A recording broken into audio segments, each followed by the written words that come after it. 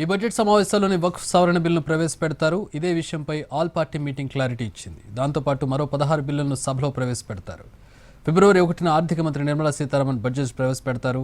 First session ఫిబ్రవరి 13 వరకు ఉంటుంది. తర్వాత సెకండ్ సెషన్ మార్చి 10 నుంచి ఏప్రిల్ 4 వరకు జరుగుతుంది. శుక్రవారం నుంచి పార్లమెంటు బడ్జెట్ సమావేశాలు ప్రారంభం కానున్నాయి. ఈ నేపథ్యంలోనే అఖిలపక్ష సమావేశాన్ని నిర్వహించారు.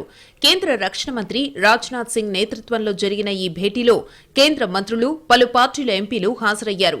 ఈ సమావేశానికి బీజేపీ నుంచి జేపీ నడ్డా, కిరణ్ రిజిజు, అర్జున్ రామ్ మేఘ్వాల్ హాజరయ్యారు.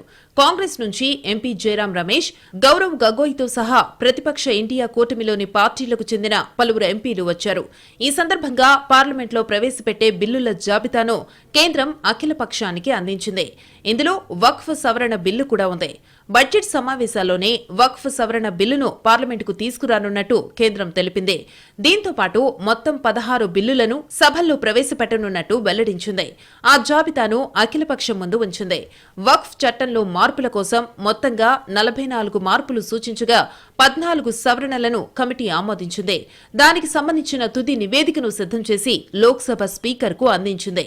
వక్ఫ్ సవరణ బిల్లుతో పాటు బ్యాంకింగ్ చట్టం, రైల్వే చట్టం, డిజాస్టర్ మేనేజ్మెంట్ సవరణ బిల్లులు కూడా ఈ సెషన్లోనే పాస్ చేస్తారని కేంద్ర ప్రభుత్వ వర్గాలంటున్నాయి.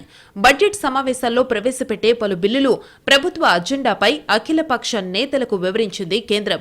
శుక్రవారం ఉదయం 11 గంటలకు పార్లమెంటు ఉభయ సభలను ఉద్దేశించి రాష్ట్రపతి ద్రౌపది ముర్ము ప్రసంగిస్తారు.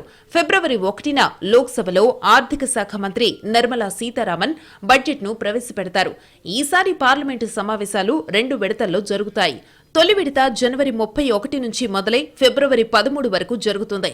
ఇక సెకండ్ సెషన్ మార్చి 10న మొదలై ఏప్రిల్ 4 వరకు జరుగుతుంది.